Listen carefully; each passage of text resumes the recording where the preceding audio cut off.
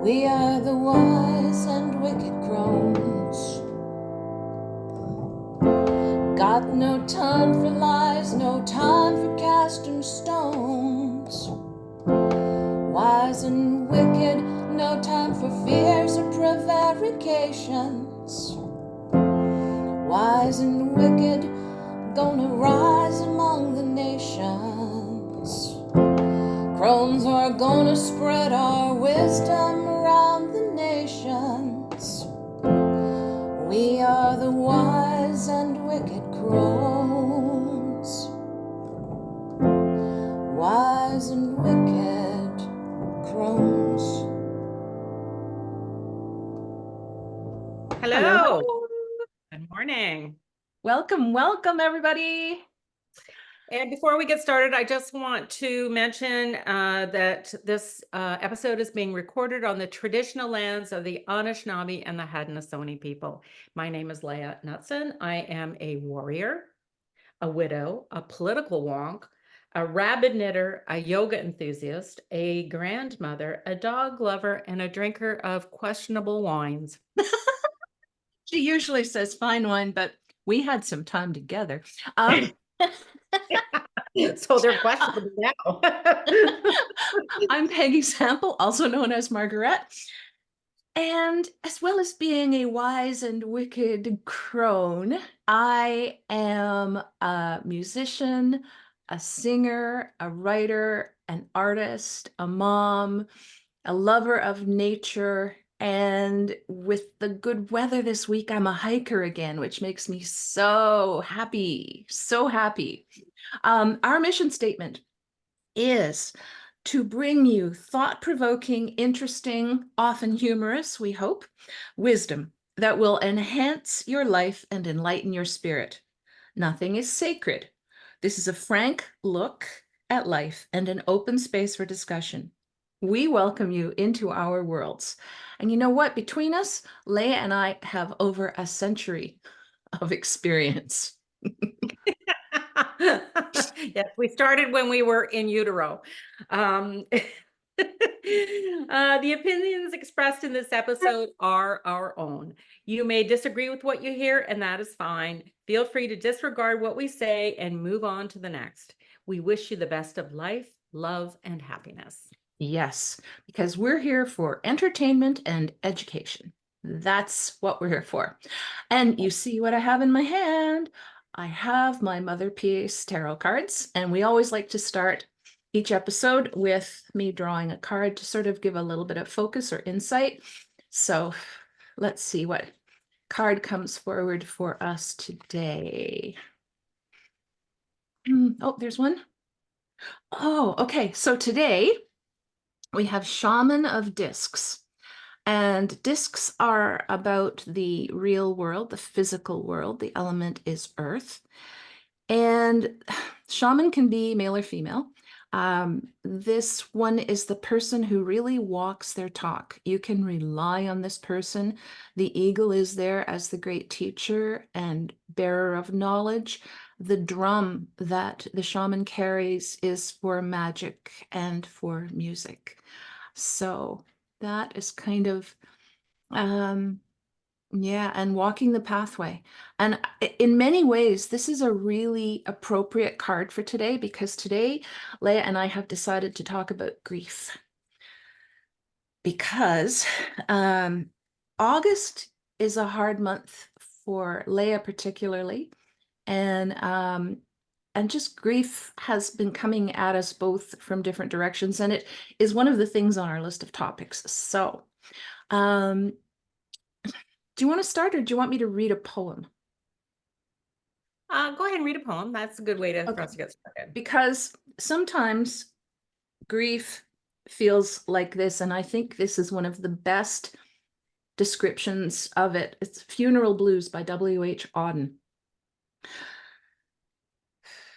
Stop all the clocks, cut off the telephone, prevent the dog from barking with a juicy bone, silence the pianos, and with muffled drum bring out the coffin, let the mourners come.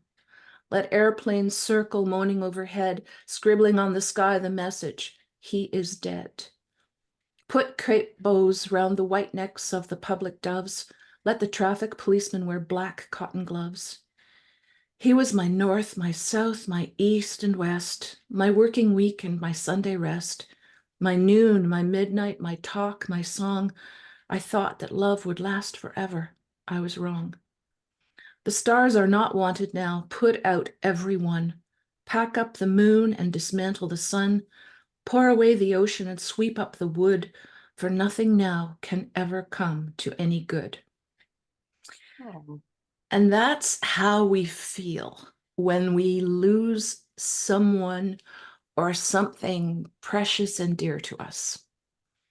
Would Exactly. you?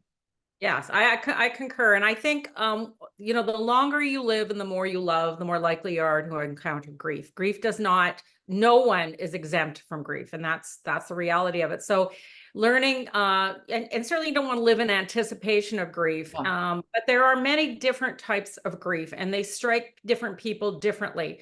There is, you know, the grief of losing a friend, which just happened to me this month. Unexpectedly and quite surprisingly. And then there's the grief of losing your parents, which you do expect will happen unless it happens, you know, prematurely. And I've lost both of my parents, so I'm well experienced with grief. And surprisingly enough, both my parents were actually younger than me when they passed. But Mhm. my mother's death was particularly tragic. And there may come a point in one of the episodes, well, and I may want to discuss it because it involves spousal abuse and different things like that. Then there is the grief of losing a child, which I think is probably the absolute most horrific that you could possibly experience, because it's your child. It's that which Out you of have order. It's not supposed to out of happen that order, way. you've created. It's out of order. That is your legacy, and that's part of your legacy passing. There's a grief of losing a sibling, which when prematurely is obviously horrible, and later in life, then it also marks the passage of time, which also puts you in mind of your own mortality. There's the loss of a pet, which I think some people underestimate, especially if you've never had a pet. Like a pet is, people say, well, they're like a part of the family. No, they are No, a part they of the family. are. They are a part of the family. And Peggy got to spend overnight with me and experience my two girls who absolutely Oh, adore I her. was telling my son and daughter-in-law about how Freya would like come up and cuddle and just insist, like both of them are very lovable, loving dogs. But Freya just like wormed her way right into my heart because literally she was trying to put her head in there, right? Oh A yeah, yeah. couple of times. They're But yeah, snuggy no. babies. They are, yeah. When And you I have, think, yeah. sorry, go ahead. I was just going to say, I mean, they've been my tremendous companions, especially during COVID, because I live alone. And, you know, like we were a team, there's three of us. But I did lose an old fellow a couple of years ago. And that was Yeah. particularly hard because I had to do it on my own. And it was in the middle of COVID. And so that was very difficult. But, you know, certainly the worst loss, the worst grief that I've ever experienced is losing Bob, because you know, and I have mentioned and alluded to this in previous episode that, I mean, I had a very tumultuous first marriage with a very tumultuous, Complicated? Let's say complicated, complicated Leia. individual. Thank you. That's a really good word. Complicated is good. And so when I met Bob and we were so simpatico, and I thought, oh, this is my gift from the universe, finally giving back, you know, and this was going to be wonderful. And it was wonderful. It was a wonderful, wonderful, wonderful relationship. It wasn't perfect. It was pretty close to perfect, you know, but we are humans, we are individuals, we have free will. So there's sometimes that those free wills clash. And the thing of it is, though, what I did not understand, and having lost my parents prior to that, and I did not understand this, but when you lose a spouse, you lose, especially one at this early, well, even later, but at this awkward age that I was, you know, not young, but not old, but that awkward kind of an age,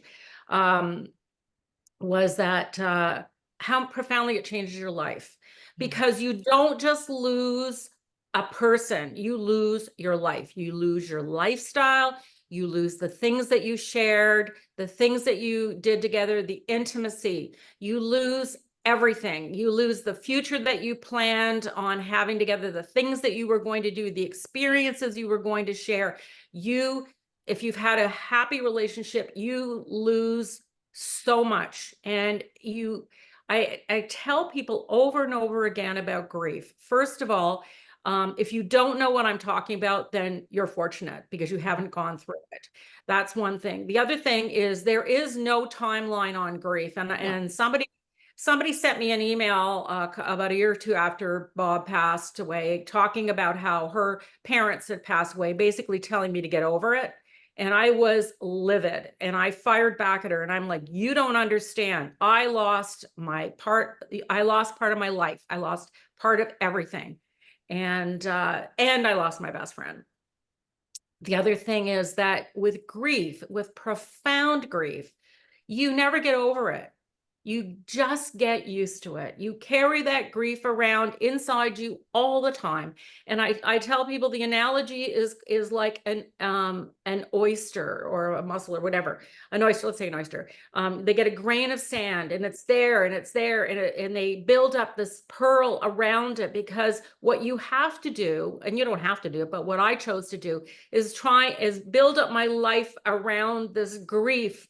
But the grief is always inside the pearl of my life, right? So how I have described it, especially in my work, because I did a lot of grief work, right? Grief counseling, Yeah. grief help. So see if I can do this here. So this is grief, okay? This is a different day where this is grief. Some days, this is the rest of your world. See how big grief is? And some days, this is the rest of your world. And so grief seems smaller, but grief stays the same. And what you're trying to do is get through the days when it just feels like grief fills your life.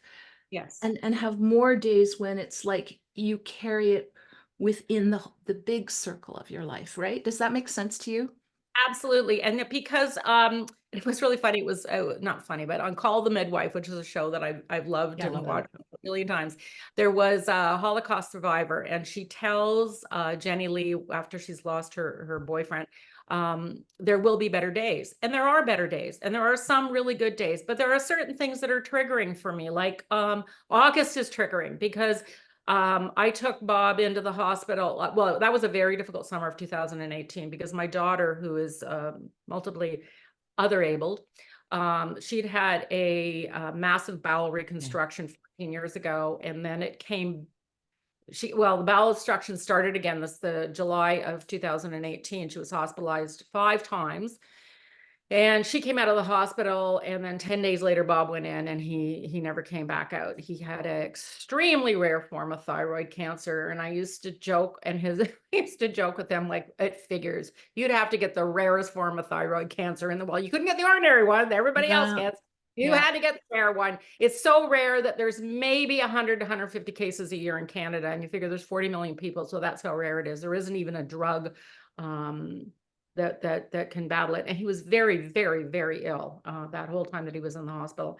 So there are things that will trigger me. And it's funny. It's the quality of light in August that triggers me. It's the scent, the fresh air. And these last few days have been beautiful because, as a knitter, sweater weather, but, so there's those things that are trigger. Certain songs will trigger me. Cannot even listen to. Even one of the things Bob and I used to love to do at our weekend house was, after we'd spent the whole day working away and doing all the things that we did there, we used to sit on the deck and watch the river. And the wonderful thing about a river as opposed to a lake is a river changes every day. It doesn't, it's never the same. It's always different. And we used to sit there, and we used to have a glass of wine. He'd have a beer, I'd have a glass of wine, and we would talk. And that's the happiest memory that I have, is sitting there and with him and doing that. So all these things are very triggering to me. And then other times I'm perfectly fine because I have a very busy, very full life. I'm basically a happy, optimistic person, but I do live with this profound grief. The other thing, though, is in the mistake that some people make, and I think it's a mistake, is trying to avoid the grief, whether they do you it. Can't avoid it. The only way past it is through it. You can't go around it, over, under. You have to go through it. Well, it's like the song about the bear. You can't go over it, can't go under it. You got to go through it, And years ago, I had heard a baseball player, was he a baseball player or a jazz musician? I can't remember, but he was a person of color, and he was being interviewed in the States, and they asked him, why, how is it that you avoided the drug scene that took down so many of your colleagues? So I think he must have been a musician. And he said, because I always wanted to live life at its own speed. So I choose to live life at its own speed, which means dealing with the grief, because even if you try and submerge it, even if you know, and some people feel they need to have help in terms of medication to get over that particular episode of Which grief. is And I'm not absolutely fair, because your brain changes. yeah. Anyway, go ahead. Yeah, but what I was just going to say is you can't hide from the grief, because at the end of the day, the grief will always be there, whether it's that day, a week later, a month later, or 5 years later. At some point, you have to face that particular grief. And we're not talking about depression, and we're not talking No. about anxiety. That's Grief not what is different. Grief is different. We are talking specifically about grief. And Yeah. I think also in our society, because we are so much healthier with the advancements in medicine, with the advancements in vaccines and everything else, and lifestyle, we live so much longer. You know, you can expect that your children are going to grow up to be adults. So we are not as I don't what's the word I'm looking for? Acclimatized to losing people. You know, I've been reading Anne of Green Gables, and I mean, going to funerals there was like a big social event, you know. Well, and, yeah. you know, and how handsome the corpse was, and this person died, and this person died, and it's like this person died, and the next week later the spouse got married again. Like it's just like so alien to read this. It's so different than what we experience now at this point in time in society. And sometimes I wonder too, if the grief wasn't just as intense, but because it was more expected, there was a better, maybe there was a better way of through it, or maybe people just buried it under layers, right? Because we can't look back and, well, we can read things that were written at the time.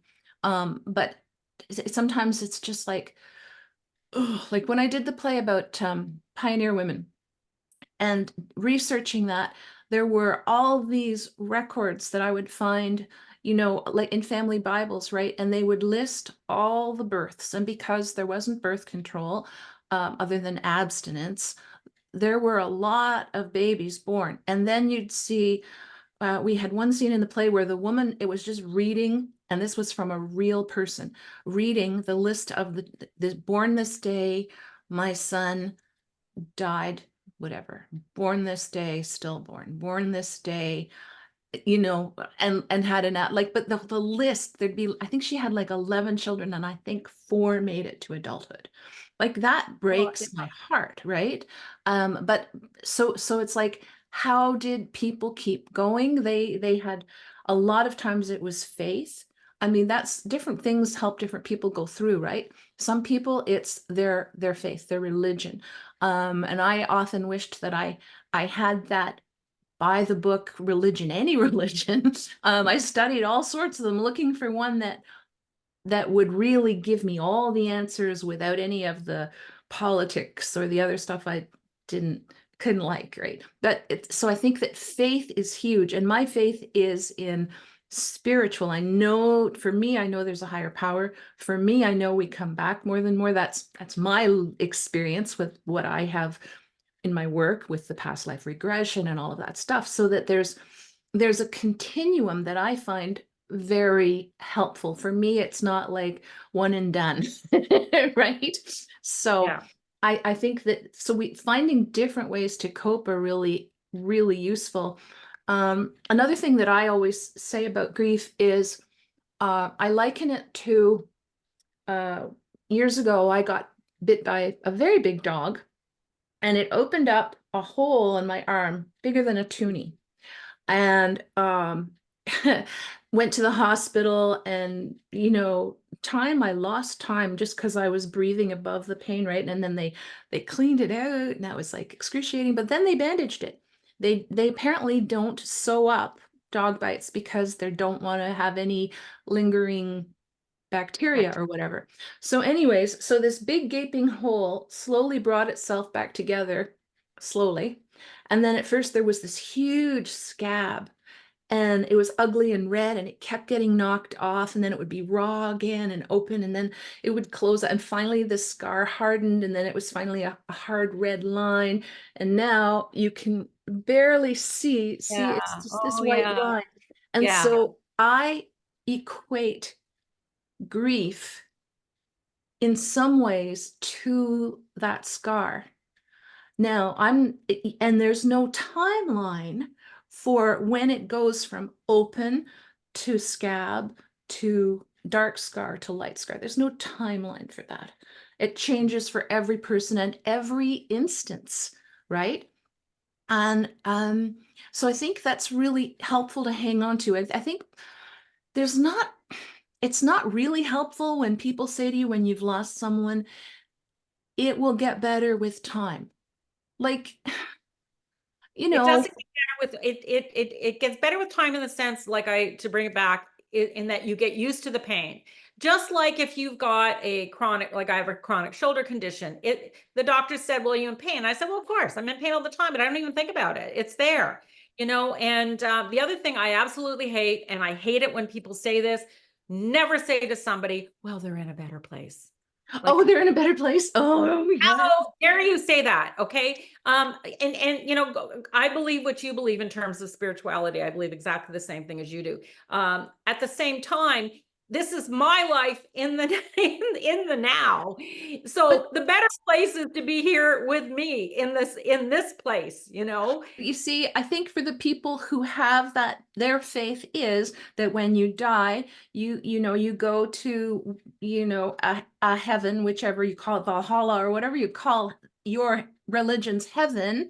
And so people who have that level of faith, if they really believe in that faith, they will really believe that the person has gone to a better place. So I try, even though it makes me cringe when I hear it, at the same time, I try to give them the benefit of they are sharing their reality about it with me, and they're trying to make me feel better, right? Like, I don't think it helps Oh, it doesn't me, help, and it but certainly doesn't. maybe it helps some people who have that same, but I think in the moment you don't want to hear any of that. You just want to hear, I'm so sorry, I love you, I'm here. Yeah, exactly. And also too, like, when it comes to other people's grief, don't avoid it.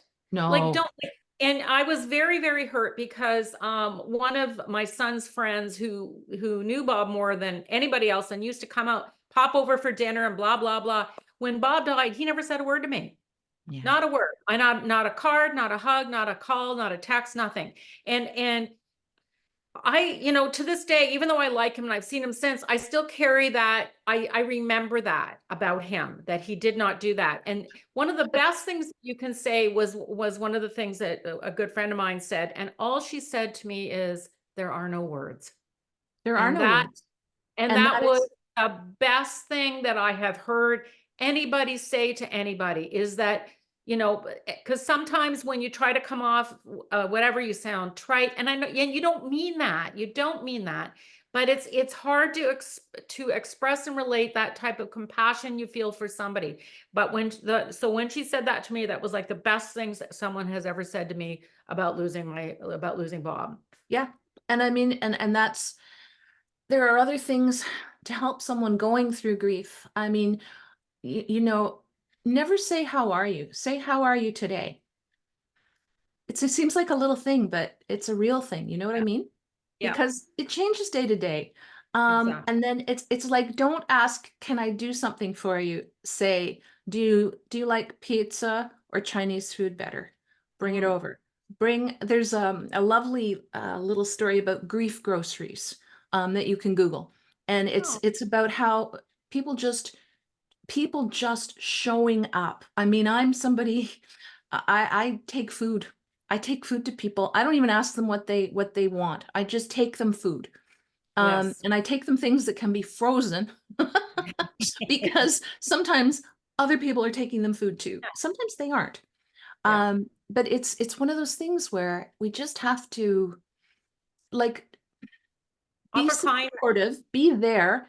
And the thing is, I think your son's friend they Mhm. don't know what to say, and so they don't say anything. People are Right. afraid that if they mention your loved one's name, it's going to make you think about it and make you sad.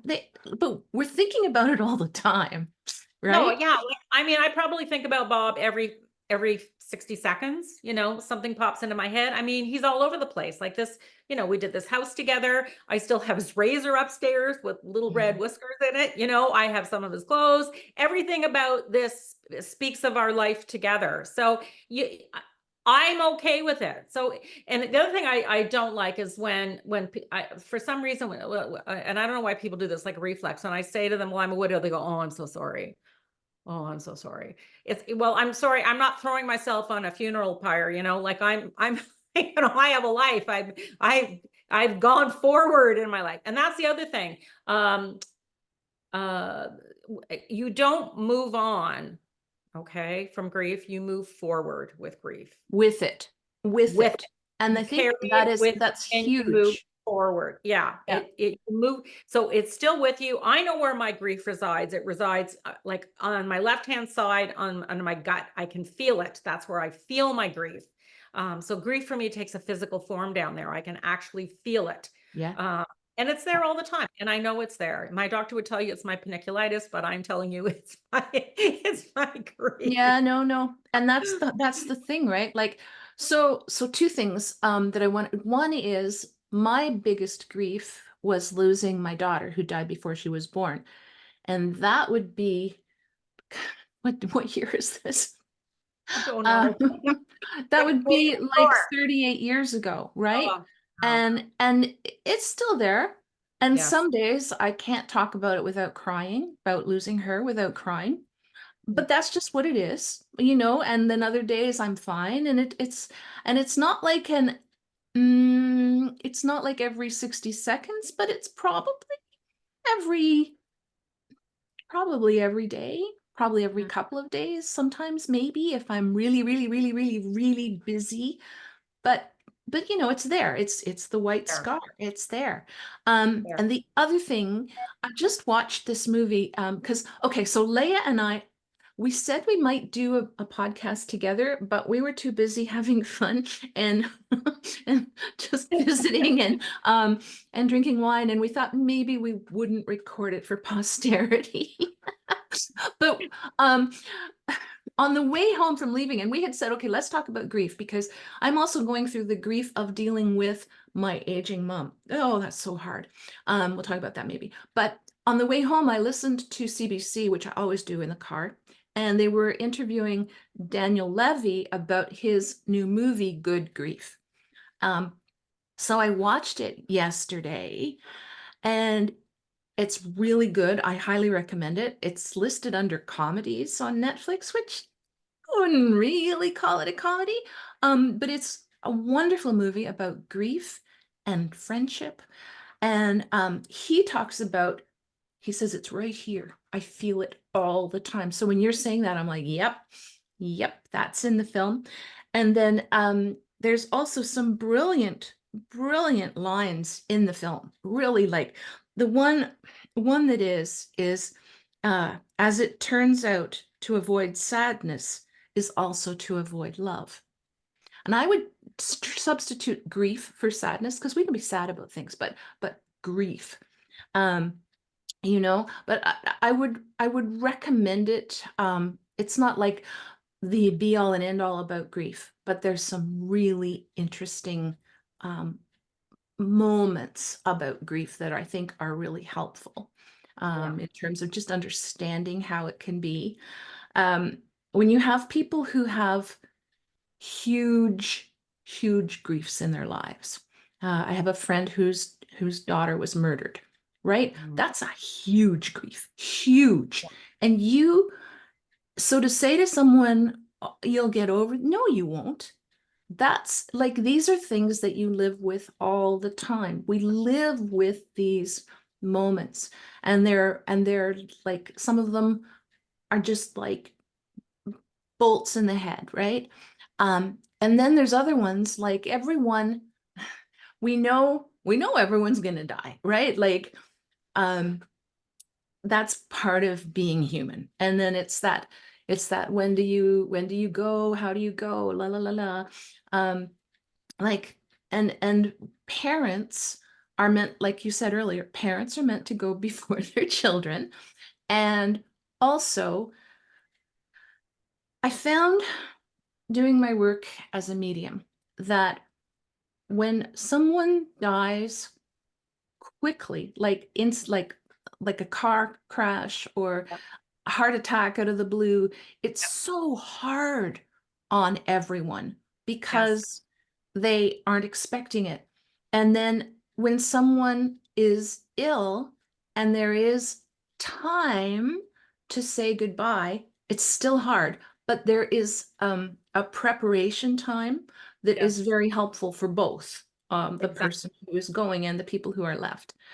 Um, and then what I'm going through too with my mom, and I'm fortunate is she's still pretty much mentally there, is when someone, you hear about people with whose parents have Alzheimer's or whose spouses have Alzheimer's, and they lose them every day a little bit more, and they lose them over and over and over again.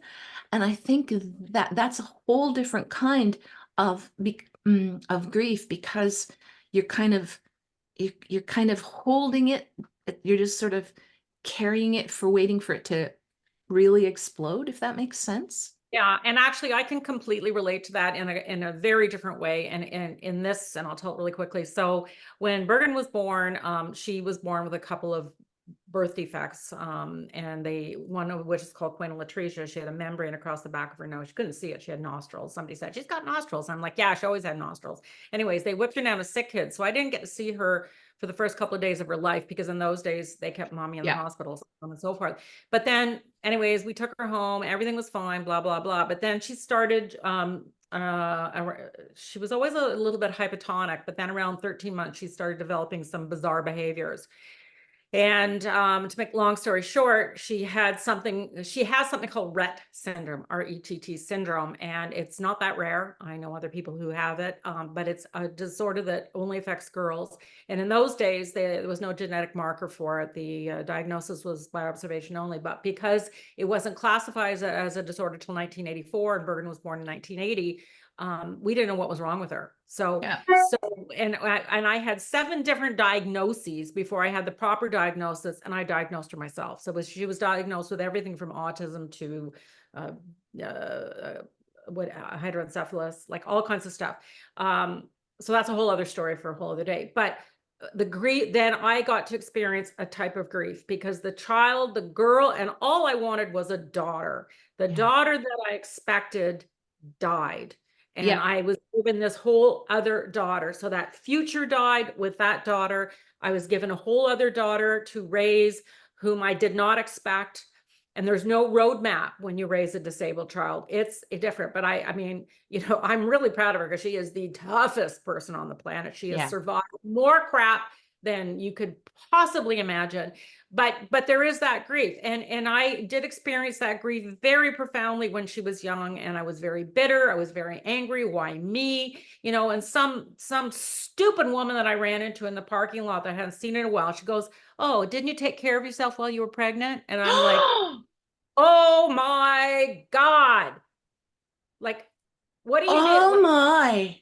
oh my daughter has a genetic disorder. Like, Wow.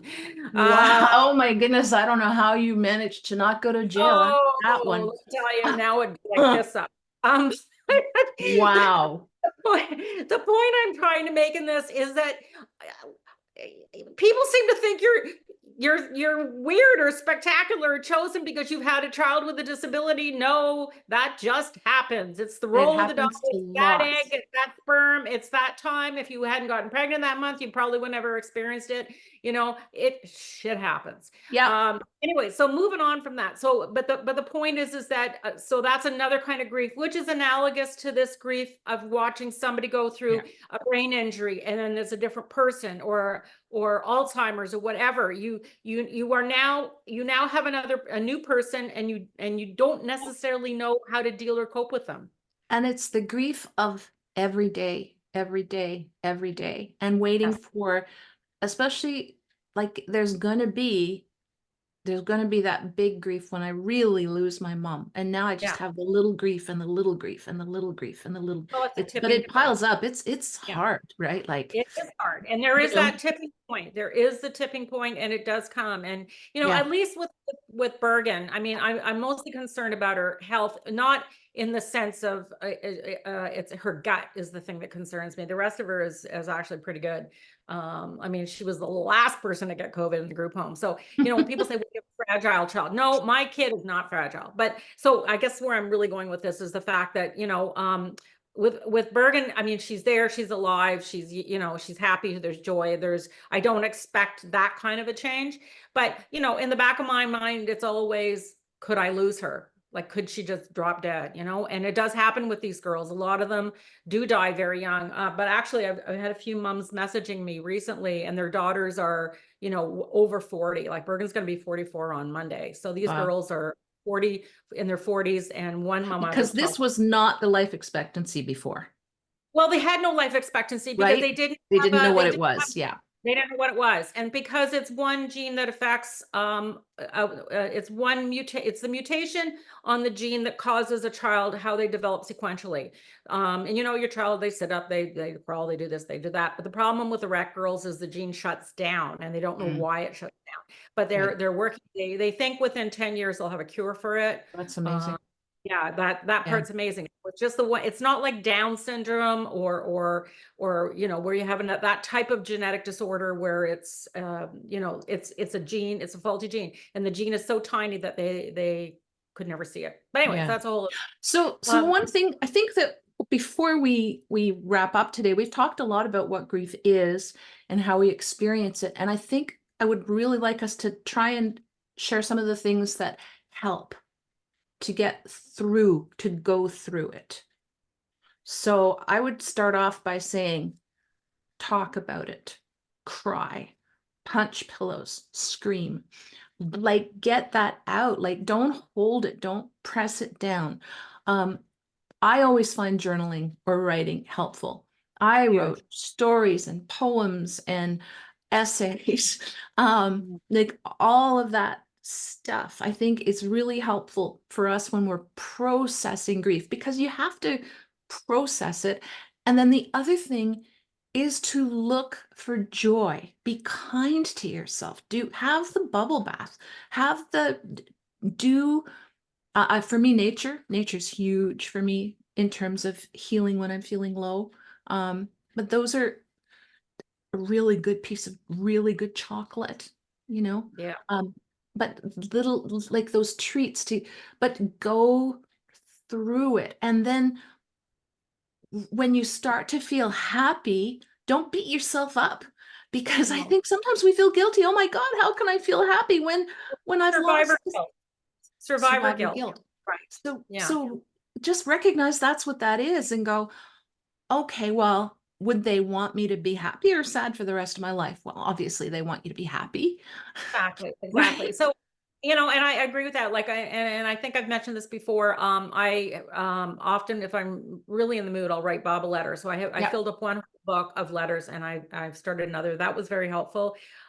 With planned grief, like with Bob dying, and I've mentioned this before as well, I wrote in a book like 150 or 100 things I would do, when he passed, do this, join this, do this, whatever. I did. The first year also after he passed, I decided I was going to indulge myself and do what I wanted, which meant spending money on things that I wanted, hence the thousands of meters of knitting yarn I have upstairs in the loft. Leea has a lot of yarn. A lot of yarn, and like just kind of just indulge myself, like, baby myself, that type of thing, like, whatever. So, and the other advice that I have is accept the invitations, even if you Yes. don't want them, even if you feel not in the mood, even if unless you're ill, like actually physically ill, go. you will always feel better, because if you don't accept the invitations, people will stop asking. And it's okay for you to talk about your loss and your grief. I mean, you don't want to, you don't want it to become part of your mantra, like that's all you ever talk about it. But you have the right to express it, because then it can help other people should they have to cope with the same particular situation. Meditation is really helpful. Getting lots of sleep is hugely. really helpful. Yeah. Yeah. Taking good care of yourself, which, is really, And sometimes you have to let people help you too, because sometimes you don't feel you can't imagine eating, you can't imagine moving, you can't imagine whatever, and let someone, if you and sometimes even reach out. I know it's the hardest thing to do. It's the hardest thing to do is to reach out when you're in that situation. So as Lea's saying, like, accept any invitation, and also, can you come and sit with me? mhm, Is absolutely fair. And yeah. and also, if you have a friend who says, I think you need to have a shower, I Mhm. think you need to stop drinking so much, listen to that too, because sometimes we do deal with grief by trying to drown it, trying to self-medicate it through food, through alcohol, whatever. Let try to be aware to not fall down those traps, Those right? rabbit holes for sure. There, The yeah, other the other thing I wanted just to add, that's a good piece of advice I got from my good friend Myra, whose husband was killed in a car accident before he was even 40. She said to me, it'll take you about 1.5 years to realize that he's not coming back. And mm, it did take me 1.5 years to almost 2 years, because I hung on to his shoes. Well, he might need them. Hung on to his clothes. Well, he might need them. Like you really do have trouble processing that they're actually gone. And then yeah, it's does come upon you to realize. And the same kind of thing, with my friend who just lost her dog.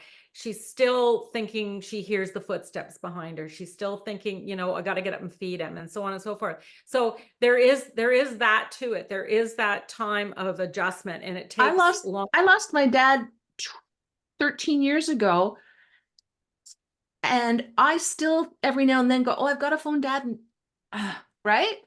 Yeah. It's one of those crazy things. Um, Yeah. and oh, what was I gonna say? Anyway, it'll come back or it won't. Paying attention to how you feel, and going through it, and don't the one of the other tricks too is to, like, really don't feel like you have to stay sad. You have to stay in grief. And sometimes there's that whole trick where it's like, well, if I'm not grieving, I'm not remembering them. And that's not true. No, So that's not true. it's a tricky thing, I think. I think it's a very tricky thing for It some is people. really tricky, because reclaiming joy has been, and I've mentioned this to you many, many times, has been the hardest thing for me to Yeah. just get up in the morning and not feel so profoundly sad. And I am that part of me is getting better. Definitely I can get up in the morning, and not just feel that huge profound sadness. I still struggle to feel joy. Yeah. That is something that I really have to work on. And I'm not talking about forced happiness, and you don't have to be happy all the time. That's not what I No. mean. I'm just the general joy of being alive, and living where we live, Well, and don't you every day write down at night one thing that brought yes. you joy during the day? Yeah, and there's the odd day when I can't think of a damn thing, and then there's other days when then it can be something very simple. Yeah, It you can be can be grateful for indoor plumbing, but it doesn't necessarily bring you joy unless no, you've but been staying somewhere where there's an outhouse, and then indoor plumbing brings you joy. King Lear, who said necessity makes the vilest things seem precious. Uh, like I said, the joy in this tree here. And one morning when I got up and there were 2 ducks sitting on the roof of my garage for reasons I still don't understand. Those are the small things that bring me joy. Sometimes what my granddaughter does, or new yarn, that always brings me joy. Like, Yeah, yeah. sometimes a little unexpected gifts. Those are the things that bring you joy. So, I know the thing I was going to say is, okay. when I lost Jenny, I did not want to go out in public. I didn't even want to go for walks. Mm. And my dad said, "So what's going on?" And I said, "Well, I don't want to start crying on the street." And he said, "If you were walking down the street and you saw someone crying walking down the street, what would you think?" I would think, and I said, "Well, I would think they're sad and having a bad day."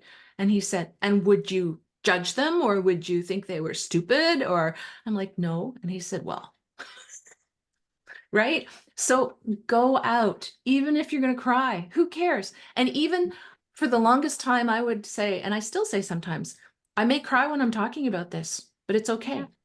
Yeah. It's just, Oh, it's part of what we do. And look, yeah. and again, like those happy moments, honestly, those happy moments, don't Oh, yeah. isolate. We want to isolate sometimes when we're grieving, and that will not help you get better. And Oh, and grief journals.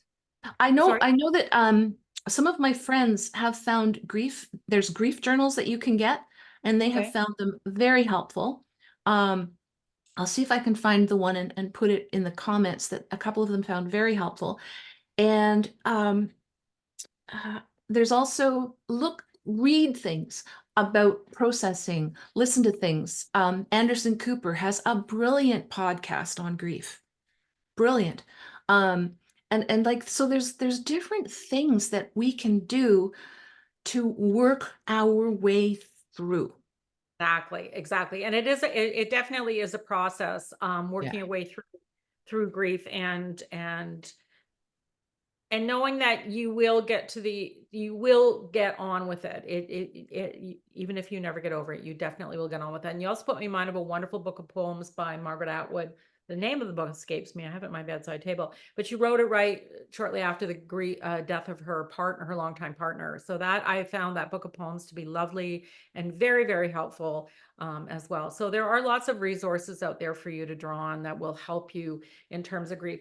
And and ever since Bob passed away, like I cry at the drop of a hat. I can cry all the time, and I am not in the slightest bit embarrassed. I could care less. I started crying in doctor's office, dentist, when I had my eyes examined, and I I know cried. it just sneaks up on you when you're not expecting it, right? I don't care. And I don't care. It is what it is. And my dad used to say that tears were the most honest form of expression. So, That's well, a good I guess one. I'm Yeah. crocodile. And those moments where it sneaks up on you, they do get less frequent. For Exactly. sure, they get less frequent. And that's like the scar, right? Just like one of those things, it's not that the grief goes away, but the overwhelm of the The overwhelmingness of it does. relax. But It's like you get and it- used to carrying it. You get used to you- carrying it. So, exactly. Mhm. well, we didn't really make you laugh very much today, guys. And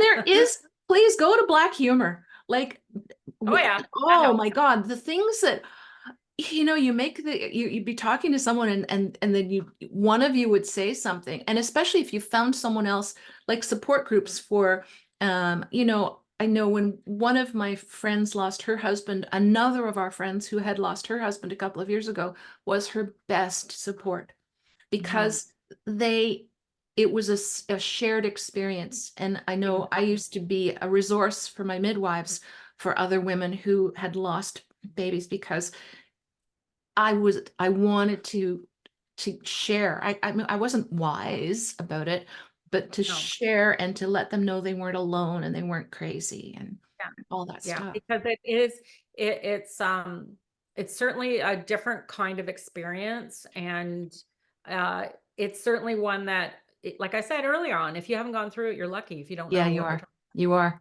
And you're really then, lucky. yeah. And so share. So like yeah. Yeah.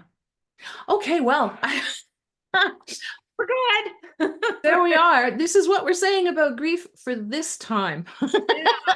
It's such a So huge topic. Please put in any comments and Yep. responses and stories that you feel like you might want to share. Because as we share, we grow stronger together. Exactly. And please, if you like this podcast, Please feel free, if you're a woman, to join our Facebook group. And, like and subscribe to this video, because it really helps with the algorithm. We really want to keep this channel going. We want to provide, helpful advice and support for women and men, I guess, but but women, and certainly, and it's funny, I read something the other day and they said, probably something came across Instagram. It said, we're all one day older and we're all one day closer to the other side. So Listen, I had a neighbor, and every morning he would say, "Oh, thank you. Isn't this a beautiful day to be up?" Didn't matter what the weather was. When I'd see him in the driveway, he would go, "Isn't this a wonderful day to be alive?" There you go. And that is a really good attitude. So there we go. Anyway, all right. Well, great to chat, Leea. Good to see everybody. Ciao for now. Ciao.